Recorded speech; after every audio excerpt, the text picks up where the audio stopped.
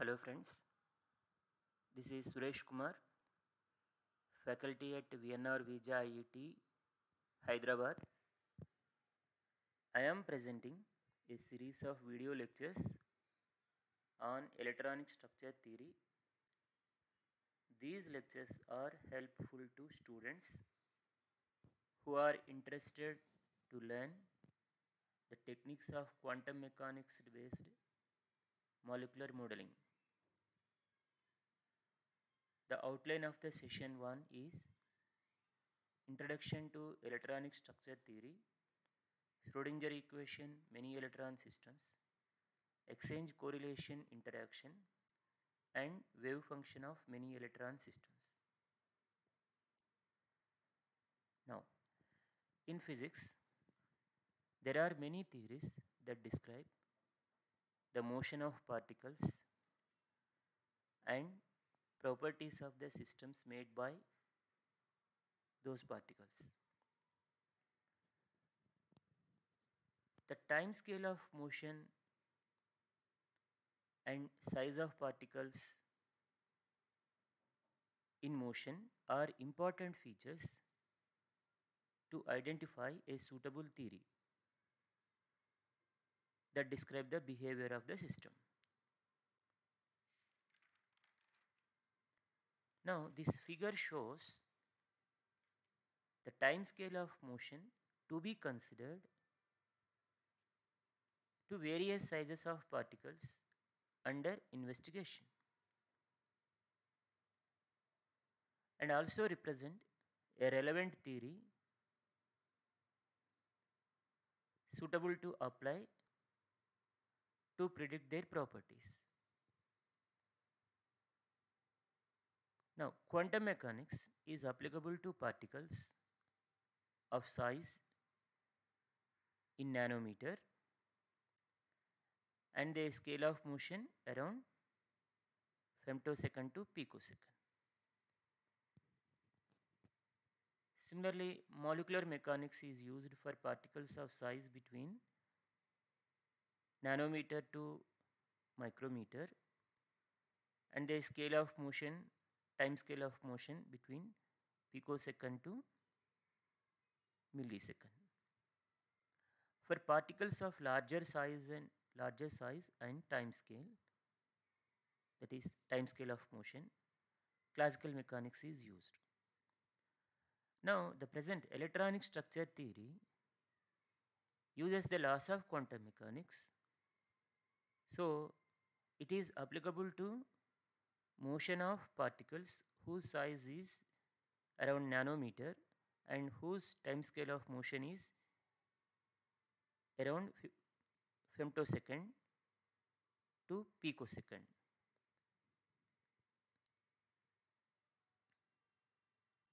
Now, electronic structure theory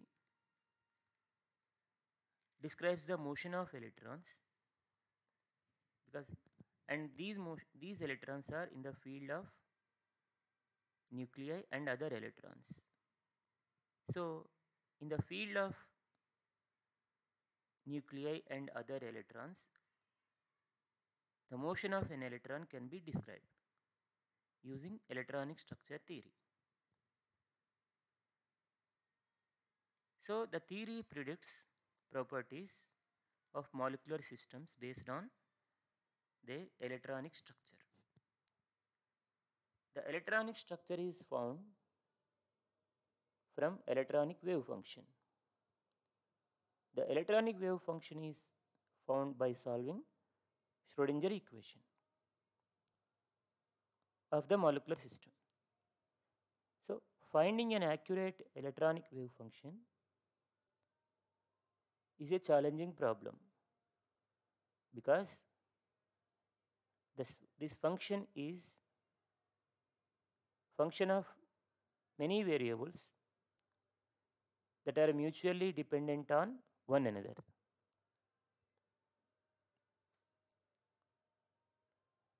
Now we see Schrodinger equation of a system that has two electrons and two nuclei. Here Ri and Rj are position vectors of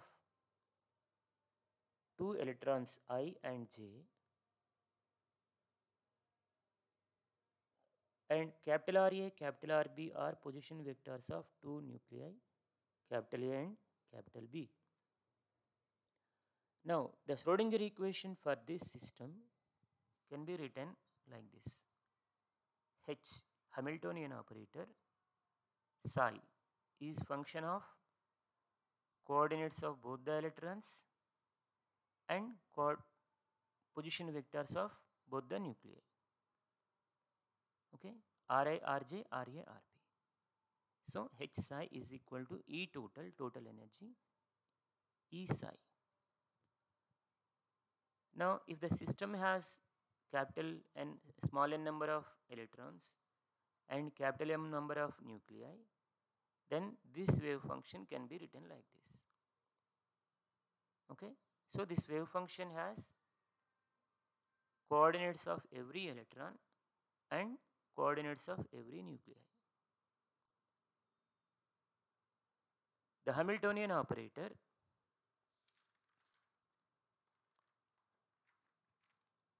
is an energy operator.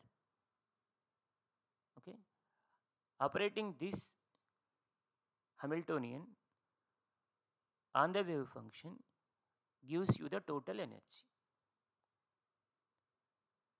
So the Hamiltonian operator uses the position coordinates of all the particles. If you see the first term, this is kinetic energy of the electron. Okay, so it uses position coordinates of all the electrons. The second term is kinetic energy of the nucleus. So it uses the position coordinate of a nucleus. And the third term is electron nucleus interaction energy. It uses the electron nucleus separation. And this is electron repulsion energy. It uses electron separation. And the last one is repulsion energy between the nuclei. It uses the separation between the nuclei. So, if all these position variables shown in the Hamiltonian operator are separable, then the Schrodinger equation can be solved analytically. Otherwise, we have to go for approximate methods. Let us see whether the separation of variables is possible for molecular systems or not. Now, there is an approximation called Born-Oppenheimer approximation. It says that we can decouple the position variables representing the nuclei from that of electrons, because electrons are light particles compared to the nuclei. They move at high velocity compared to the nuclei. So for the speed of motion of electrons, nuclei can be assumed to be at rest. So for a fixed nuclear configuration, we can find electronic wave function and then electronic energy by adding a constant, okay, nuclear repulsion energy to that electronic energy. We get total energy. Here we are neglecting kinetic energy of the nuclei under Born-Oppenheimer approximation. Okay, and this internuclear repulsion energy is constant. under this approximation.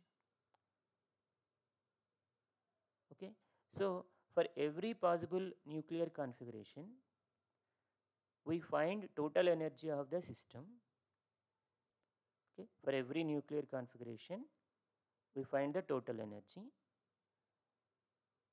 and then we can plot a potential energy surface of the system. From this plot, we can predict properties of the system.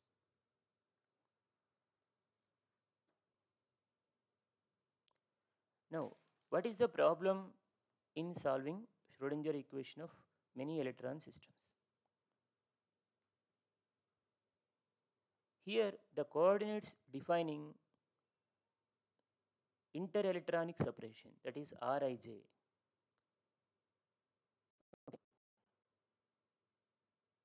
are not separable due to Coulomb and exchange correlation interactions.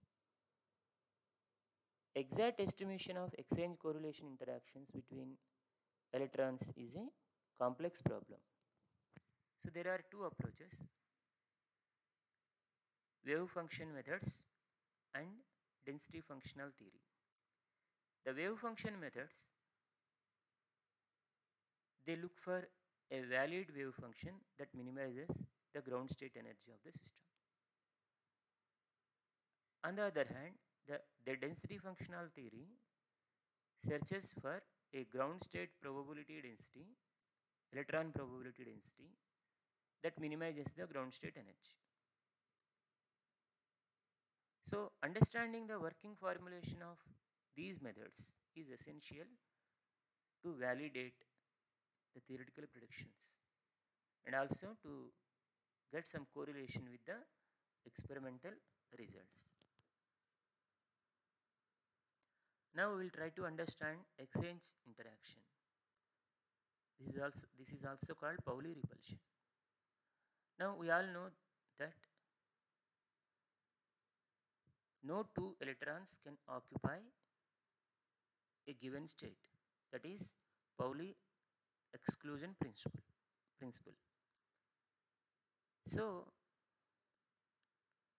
to satisfy this principle, the total wave function must be antisymmetric with respect to interchange of any pair of electrons. We will see that in the next slide. So before we go to the next slide, let us read these statements. So the state of an electron is specified by a spatial function. So these are quantum numbers.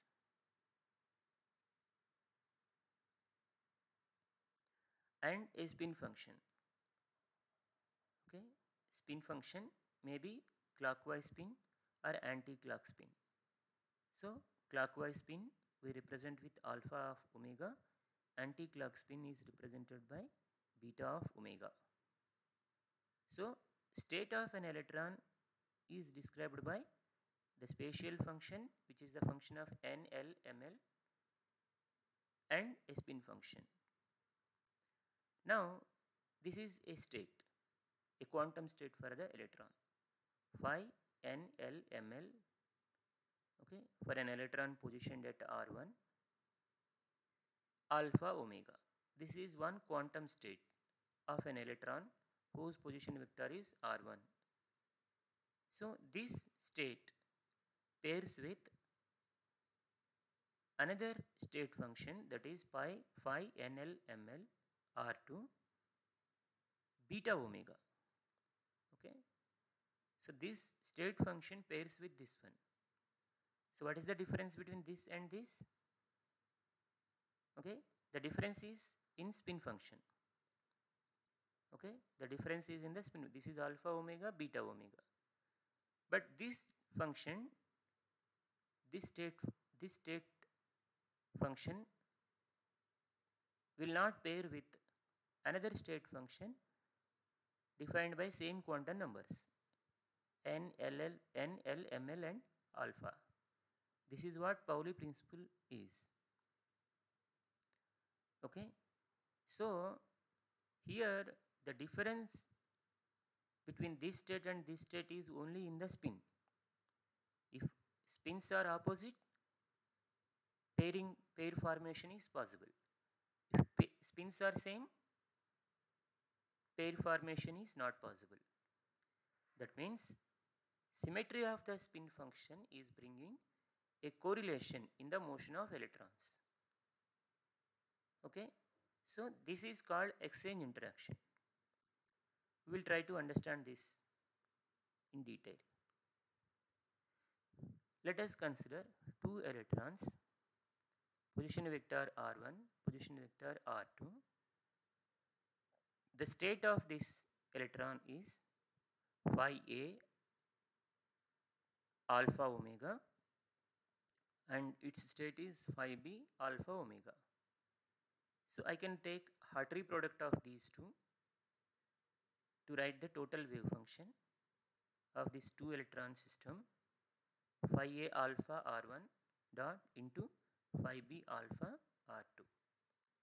Suppose if these two electrons exchanged their spatial coordinates and spin coordinates, then you get this system. Now the second electron, this one, okay, this second electron, now it is in the state A. Earlier it is in the state B. Okay, so phi A r2 alpha omega, because we are exchanging the spatial coordinates and spin coordinates.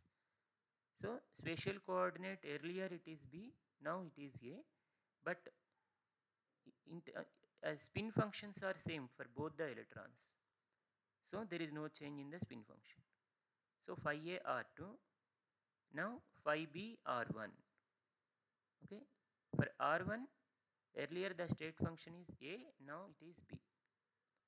So I have exchanged the spatial coordinates and spin coordinates of the two electrons. So before exchange, this is the function, and after exchange, this is the function, product of these two.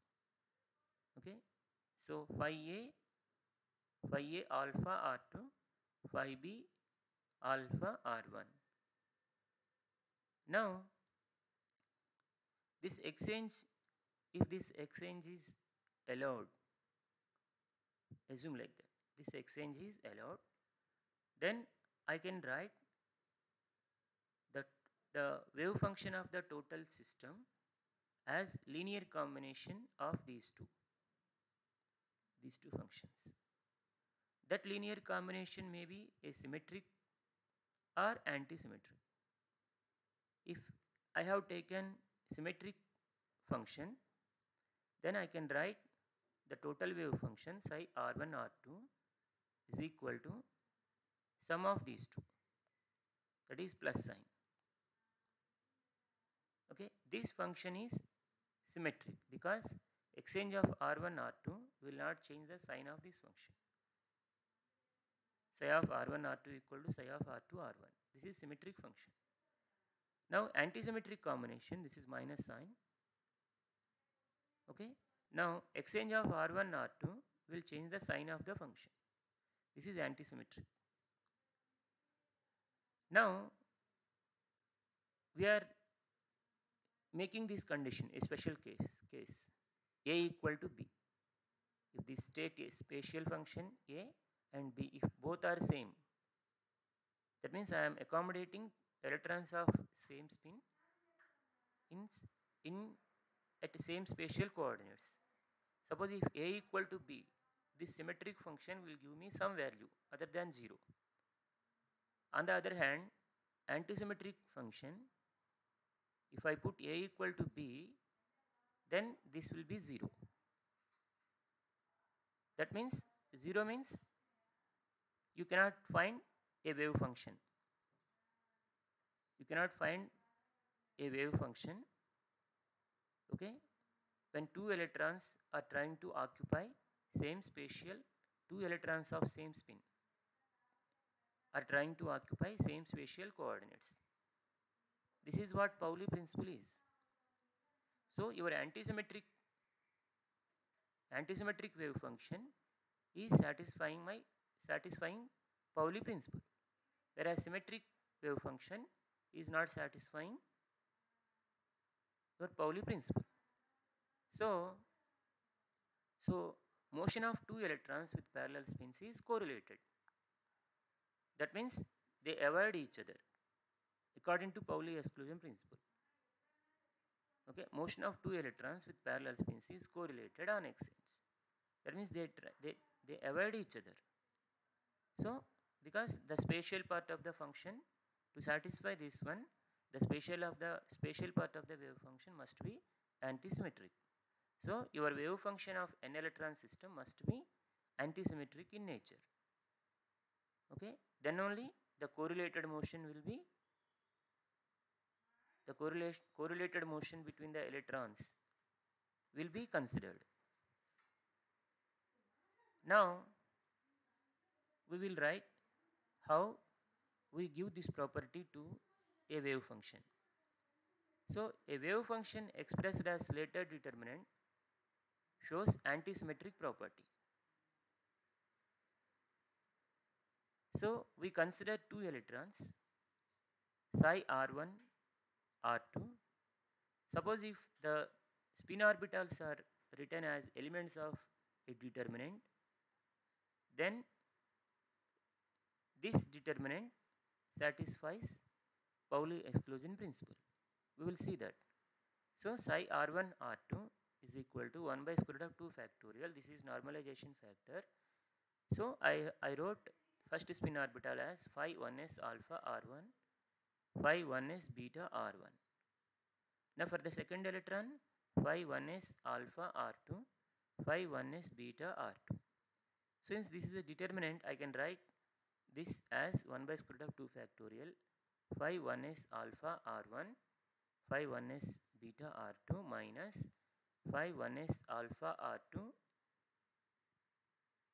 into phi 1s beta r1. For example, if r1 and r2 are exchanged, that means these rows are exchanged. Exchange of two rows of a determinant changes the sign of the determinant. So that means psi r1 r2 equal to minus psi r2 r1. So if spin orbitals are written as elements of a determinant, then that wave function will satisfy antisymmetric requirement. That means it includes exchange correlation interactions. So for many electron system to be antisymmetric with respect to exchange of coordinates of two electrons, it should satisfy this condition. See here, xi, xj are the spin and spatial coordinates. If these two are interchanged like this, then the sign of the wave function is changing. Okay, so that means for an n electron system, I can write a Slater determinant of order n by n. So these are all the spin orbitals. Okay, so exchange of any two spin orbitals will change the sign of the function. Will be satisfied if I write the wave function like this.